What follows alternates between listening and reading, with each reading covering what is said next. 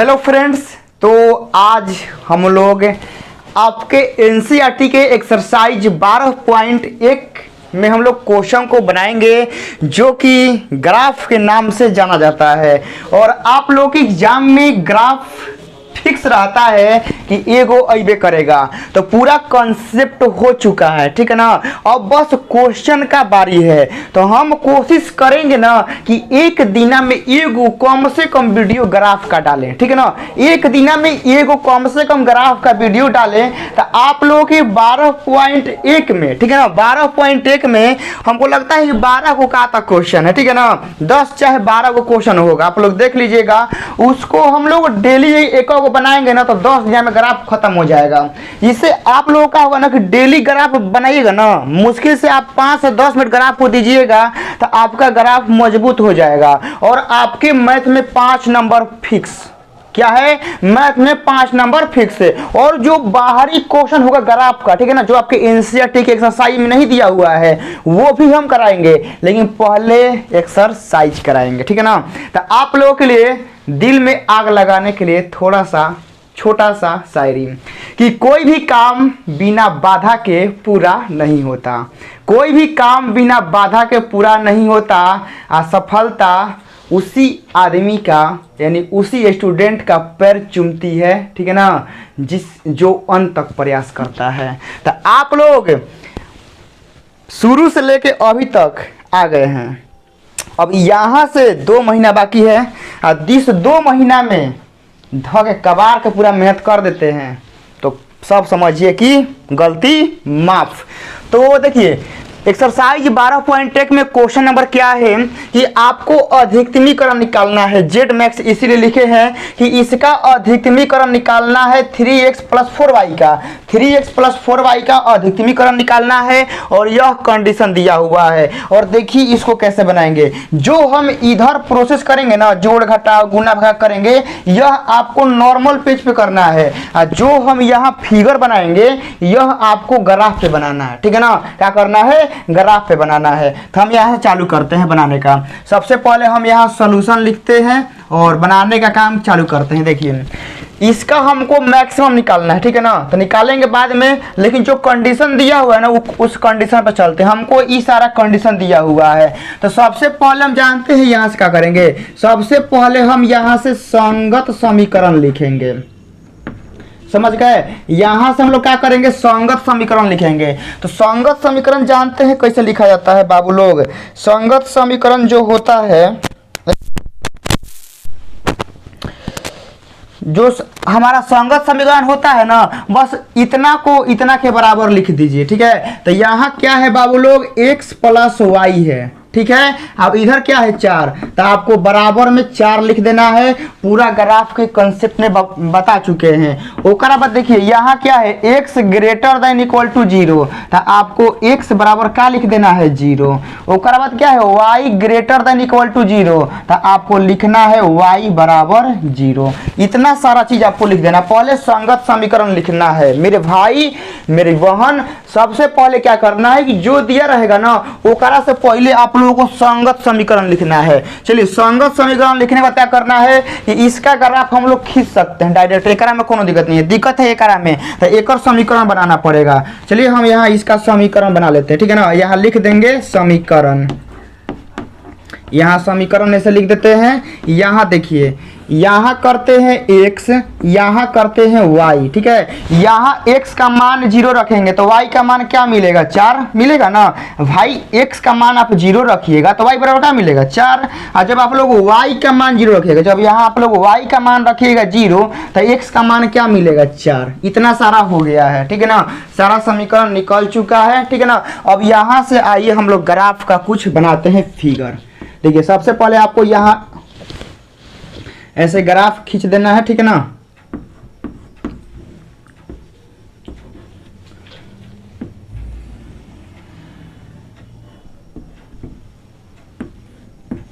हो गया है। ये देखिए यह आपका x हो जाएगा, यह आपका y, यह आपका x डैश, यह आपका y डैश।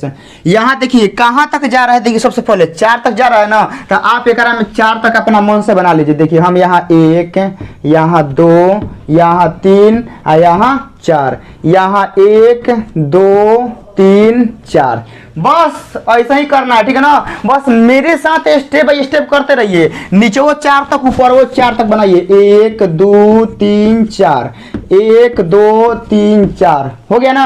आप चाहते हैं तो यहाँ लिख भी दीजिएगा 1 2 3 4, ठीक है ना। आप लोग अपने जो ग्राफ के पेज पर इसको खींचे होंगे तो यहाँ लिखिएगा 1 2 3 4, यहाँ लिखिएगा 1 2 3 4, सब में लिखिएगा, ठीक है ना। यहाँ आपका -1 होता है, -2 होता है, -3 होता है, -4 होता है। यहाँ 1 2 3 4, यहाँ -1 -2 -3 -4 ऐसे लिख देना पूरा। 1 2 3 4 सारा चीज क्या हो गया है। चलिए अब यहाँ से क्या करते हैं कि हम लोग पहले ग्राफ खींचते हैं। यहाँ देखिए क्या है, x + y = 4। पहले आपको संगत समीकरण का ग्राफ खींचना है, इसका नहीं खींचना है, पहले आपको इसका ग्राफ खींचना है, उसके बाद बताएंगे उसका कैसे होगा। देखिए x + y = 4 है, इसका ये वाला है ना। देखिए x का मान 0 तो y का मान क्या है 4, तो x का मान 0 तो y का मान 4, तो x 0 कौन अक्ष पे होता है, y अक्ष पे, तो ये वाला कहाँ आएगा, यहाँ आएगा। बोलिए आएगा कि नहीं आएगा। सबसे पहले x = 0 y = 4 करेंगे तो यहाँ आएगा। ओकर बाद क्या आएगा, x का मान 4 तो y का मान 0, x का मान 4 तो y का मान 0, कहाँ आएगा, यहाँ आएगा। ई वाला हो गया। तो आपको ऐसे क्या करना है, इसको मिला देना है, इधर ऐसे तीर लगा देना है, आपको ऐसे इधर भी तीर लगा देना है। अब देखिए x + y = 4 का हम ग्राफ खींच चुके हैं, लेकिन हम लोगों का है कि क्वेश्चनवा में दिया है कि x + y <4 का दिया है, <4। अब <4 का ग्राफ कैसे खिंचाएगा, ठीक है ना। <4 का ग्राफ कैसे खिंचाएगा, तो इसके लिए कुछ जुगाड़ लगाना पड़ेगा। जुगाड़ क्या कि सबसे पहले जांचेंगे, ठीक है ना। हमको शक है, क्या है, हमको शक है, इसको जांचेंगे कि ग्राफ कहाँ जाएगा। तो यहाँ लिखेंगे जांच, ठीक है ना। यहाँ क्या लिखेंगे, जांच। देखिए जांच लिखेंगे। देखिए x + y = 4 का ई वाला है ना, ई वाला है। अब यहाँ से यहाँ दिया है <। और बात यहाँ से आता है ना कि इसका ग्राफ यहाँ से ऊपर जाएगा कि नीचे जाएगा, हमको नहीं मालूम है, ठीक है ना। क्योंकि देखिए ये वाला लाइन है मेन बॉर्डर, क्या है, मेन बॉर्डर। तो इस बॉर्डर के ग्राफ नीचे आएगा कि ऊपर जाएगा, हमको नहीं मालूम है ना। तो इसके लिए क्या करेंगे, मैथ में हम लोग एग्जैक्ट पता करेंगे, ठीक है ना, जांच के कि आखिर रियल में इसका ग्राफ नीचे आएगा कि ऊपर जाएगा। तो सबसे पहले देखिएगा कि आप कोई भी बिंदु ले सकते हैं, ठीक है ना। आप ऐसा बिंदु मत लीजिएगा कि जो इसी लाइन पर हो, ठीक है ना। जांचने के लिए इस लाइन पे के बिंदु आप लोगों को नहीं लेना है, समझ गया ना। एक बार समझिए कि जांचने के लिए हम लोग बिंदु लेंगे ना, तो बिंदु वह इस रेखा पर नहीं होना चाहिए, बाकी कहीं वाला बिंदु आप लोग ले लीजिए। तो हम सिंपल सा सरल सा सुविधा के लिए हम इस मूल बिंदु को लेंगे। क्या करेंगे, मूल बिंदु को। आप लोग ई वाला बिंदु, यहाँ वाला कहीं वाला ले सकते हैं, लेकिन आप लोग कैलकुलेशन आसान करने के लिए, ठीक है ना, कैलकुलेशन आसान करने के लिए देखिए कि हम कौन बिंदु ले सकते हैं। तो 0 0 लेंगे तो हमारा x का मान 0 मिलेगा, y का मान 0 मिलेगा। इस मूल बिंदु से ये लाइन पास हो ही नहीं रहा है, नहीं हो रहा है ना, यानी ये जो रेखा है इस बिंदु पर नहीं है तो हम लेंगे। जो बिंदु आप लोग लेंगे तो आप देखिएगा ना कि उस बिंदु से रेखा पास हो रहा है कि नहीं। तो हम मूल बिंदु लेंगे, तो क्या मूल बिंदु से रेखा पास हो रहा है, नहीं हो रहा है, तो हम मूल बिंदु लेंगे। तो हम यहाँ लिखेंगे बिंदु 0 और 0 पर, ठीक है ना। क्या लिखेंगे, 0 0 पर। तो अब ये जो 0 0 है ना, एकरा में ला के रखना है। क्या करना है, एकरा में ला के रखना है। देखिए कैसे, यहाँ x का मान रखेंगे 0 0 प्लस y है ना, तो y का मान रखेंगे 0। यहाँ क्या है, लेस देन देंगे। अब इस इक्वल टू का चिन्ह नहीं देंगे, क्या है, क्योंकि इक्वल टू का ग्राफ खींच चुके हैं, समझ गए ना। इक्वल टू का ग्राफ खींच चुके हैं, अब हमको लेस देन का चाहिए, तो इसीलिए हम यहाँ इक्वल टू का चिन्ह नहीं देंगे, ओनली लेस देन का देंगे। तो यहाँ 4 है तो 4 लिखेंगे, तो 0 + 0 क्या होगा, 0 लेस देन 4। तो अब बताइए 0 हमारा 4 से छोटा है, बताइए है कि नहीं, सत्य है कि असत्य है। पहला वाला क्लास दूसरा क्लास वाला लड़का बता देगा कि जी भैया 0 4 से छोटा होता है, एकदम सही है, यानी जो बात बोला है क्या है, सत्य है, क्या है, सत्य है, यानी 0 हमारा 4 से छोटा है तो सत्य है। तो हम इस बिंदु को रखें, ठीक है ना, इस बिंदु के बारे में यह इक्वेशन, यह समीकरण सही बता दिया। इस बिंदु को, मूल बिंदु को ला के एकरा में रखे तो इस सही बता दिया, क्या बता दिया, सही बता दिया कि 0 4 से छोटा है, तो सही बता दिया ना। तो एकरा मतलब कि ग्राफ इसी की तरफ आएगा, क्या आएगा, ग्राफ इसी की तरफ आएगा। बहुत सारे लोग सोच रहे होंगे कि मान लीजिए कि सर यहाँ आ जाता कुछ दूसरा कि जो कि असत्य होता, तो असत्य होता ना तो एकरा तरफ नहीं आता, सत्य होगा तो इसी के तरफ आएगा, मतलब सत्य होगा तो उसी बिंदु के तरफ आएगा, वरना नहीं आएगा। तो हम 0 0 रखें तो 0 0 बिंदु के बारे में क्या बोला, सही बोला, क्या बोला, सही बोला, सही बोला। इसका मतलब कि इस लाइन का ग्राफ कहाँ आएगा, नीचे के तरफ आएगा। तो हम यहाँ से थोड़ा सा इसे तीर मार देते हैं अभी, ठीक है ना, कि इसका ग्राफ कहाँ आएगा, नीचे आएगा। इतना आप लोग समझ गए कि ग्राफ कहाँ आएगा, इसका नीचे आएगा, नीचे आएगा ना। अभी मिलाना है, अब देखिए x greater than equal to 0, ठीक है ना, x greater than equal to 0, तो x का मान जो 0 से बड़ा होगा वह कहाँ मिलेगा, सबसे पहले बताइए, ठीक है ना। सबसे पहले x बराबर 0 का ग्राफ खींचिए, सबसे पहले सिंपल से बताते हैं। यहाँ क्या है, x बराबर 0, तो x 0 कौना अक्ष पे होता है, बोलिए x कौना अक्ष पे 0 होता है, y अक्ष पे। तो आप इस y अक्ष पे इसका ग्राफ खींचिए, ठीक है ना, y अक्ष पे क्या करिए कि आप इसका ग्राफ खींचिए, ठीक है। तो ई खींच दिए हैं x बराबर 0 का ग्राफ y पे, क्योंकि y पर ही x 0 होता है। और बताइए यहाँ बोला है कि x का मान 0 से बड़ा, तो यह हमारा बॉर्डर है, क्या है, बॉर्डर है, बॉर्डर है ना। तो इस बॉर्डर से हम इधर जाएंगे तब x का मान 0 से बड़ा मिलेगा, कि इस बॉर्डर से हम इधर आएंगे तब x का मान 0 से बड़ा मिलेगा। तो यह इस मेन बॉर्डर के हम लोग इधर आएंगे ना तो 0 से कम मिलेगा, क्या है कि यहाँ -1 है, -2 है, -3 है, -4 है। तो इस बॉर्डर के हम लोग इधर आएंगे ना तो x का मान 0 से कम मिलेगा, लेकिन यहाँ बोला है कि x का मान 0 से ज़्यादा चाहिए, तो इसका मतलब कि हमको इधर जाना पड़ेगा, कहाँ जाना पड़ेगा, इधर। तो हम ओनली अभी सिंबल दे रहे हैं, ठीक है ना, यह जाएगा इधर, ठीक है ना, ऐसे ही खाली आपको अभी आपको तीर देना है, ठीक है ना, बाकी जो उभयनिष्ठ होगा उसी को घेरेंगे। फिर यहाँ क्या है, y greater than equal to 0, तो y बराबर 0, तो y बराबर 0, तो y कौना अक्ष पे 0 होता है, x अक्ष पे, y कौना अक्ष पे 0 होता है, x अक्ष पे। तो हम यहाँ x अक्ष पे ऐसे क्या करेंगे, खींच देंगे, खींच दिए ना, यहाँ ऐसे हम लोग कर दिए। आप लोगों को नहीं करना है, ठीक है ना, क्योंकि आप लोग तो एक बार कॉलम से खींचिए देंगे तो दोबारा खींचिएगा तो मोट हो जाएगा, ठीक है ना। बाकी आप एक बार लाइन खींच दिए ना, हम दिखा रहे हैं ताकि आप लोगों को पता चले, वरना जो आप लोग लाइन खींच दिए ना उसी लाइन को रहने दीजिएगा, दोबारा मत खींचिएगा, वरना लाइन मोटा हो जाएगा ना तो ग्राफ सुंदर नहीं लगेगा, थोड़ा सा बोर लगेगा, ठीक है ना। तो आप लोग क्या करिएगा ना कि जो लाइन खींचा है उसी लाइन को रहने दीजिएगा। यहाँ क्या है, y greater than equal to 0, तो यह मेन बॉर्डर है, तो इस मेन बॉर्डर से ऊपर जाइएगा तब y का मान 0 से बड़ा मिलेगा, कि इस मेन बॉर्डर से नीचे आइएगा तब y का मान 0 से बड़ा मिलेगा। देखिए देखिए ये तो मेन आप लोग के आँख के सामने है कि एकरा से ऊपर जाएंगे तो 1 2 3 4 मिल रहा है, एकरा से नीचे आ रहे हैं तो -1 -2 -3 -4 आ रहा है, मतलब कम मिल रहा है। मतलब इस लाइन से हम ऊपर जाएंगे ना तभी y का मान 0 से बड़ा मिलेगा, तो हम यहाँ दिखा दे रहे हैं कि ऊपर जाएगा, ठीक है ना।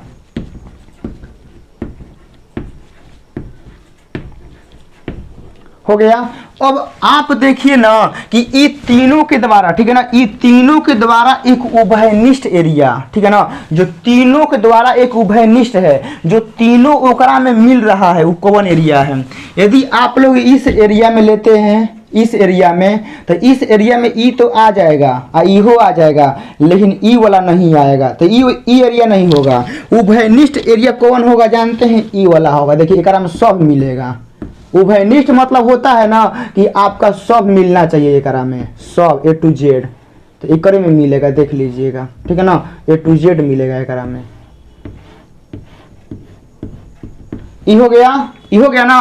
अब जो यह आपका मेन लाइन है ना, मेन लाइन, तो मेन लाइन का वहां पर नाम लिख देना है। देखिए x + y less than equal to 4, यहाँ पर आपको नाम लिख देना है इसका x + y लेस देन 4, ठीक है ना। इस जो आप लोग रेखा खींचे हैं ना, तो इस रेखा का आप लोग नाम लिख देना है कि इसका यह ग्राफ है।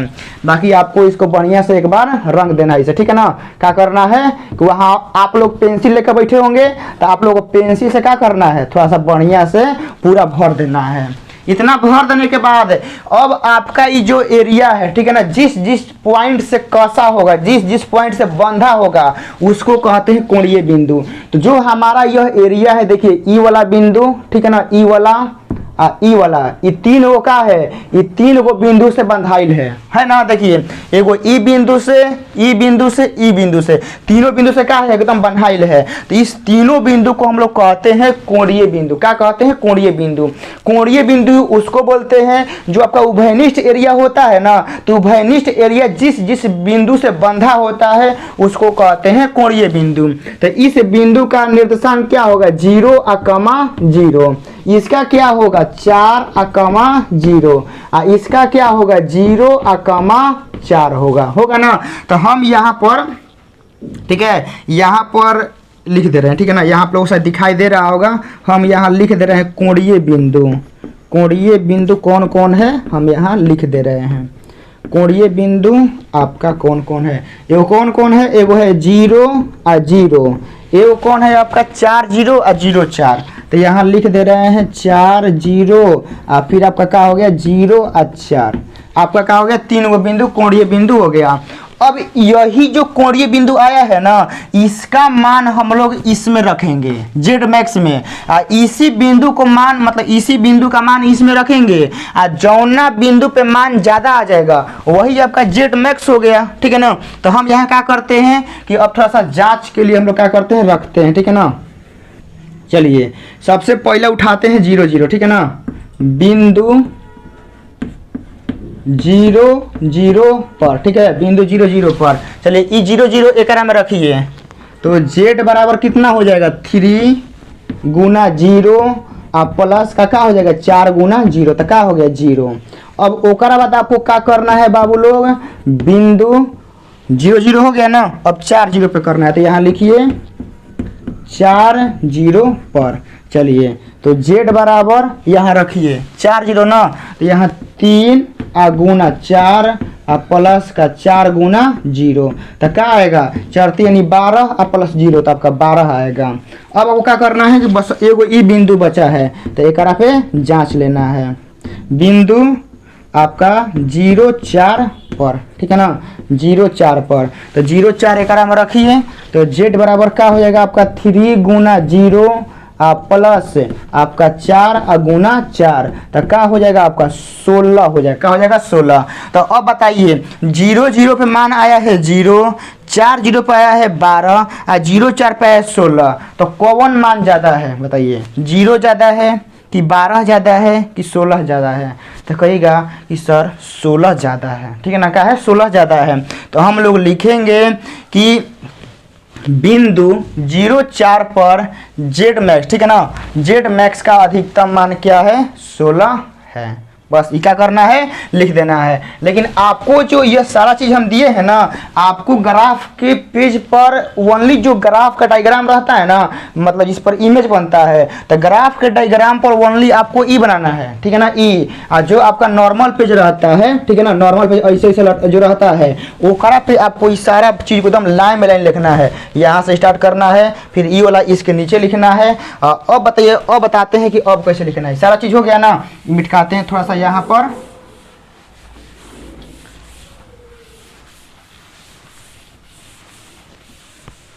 चलिए अब यहाँ पर देखिए क्या करना है कि आप एक तालिका बना के लिख दीजिएगा, ठीक है ना। आप क्या करिएगा कि ऐसे बना के सब एक साथ आपको क्या करना है, लिख दीजिएगा, ताकि उसको चेक करने में क्या हो, आसानी हो, ठीक है ना। क्या करो, चेक करने में उसको आसानी हो। यहाँ लिख दीजिएगा बिंदु, ठीक है ना। यहाँ लिख दीजिएगा बिंदु, यहाँ लिख दीजिएगा जेड का संगत मान, जेड का संगत मान। चलिए यहाँ लिखते हैं 0 0 0 0, तो 0 0 पे क्या आया है 0, और उसके बाद क्या लिए हैं 4 0, तो आपको यहाँ पर लिख देना है 4 0, तो 4 0 पे क्या आया है 12, तो आपको यहाँ पर लिख देना है 12। 0 4 पे क्या आया है 16, तो आपको यहाँ 0 और 4 हो गया, तो 0 4 पे क्या आया है 16 आया है ना। तो देखिए अब आपको यहाँ लिख देना है कि जेड, ठीक है ना, यहाँ लिख देना है जेड का अधिकतमीकरण, जेड का अधिकतमीकरण,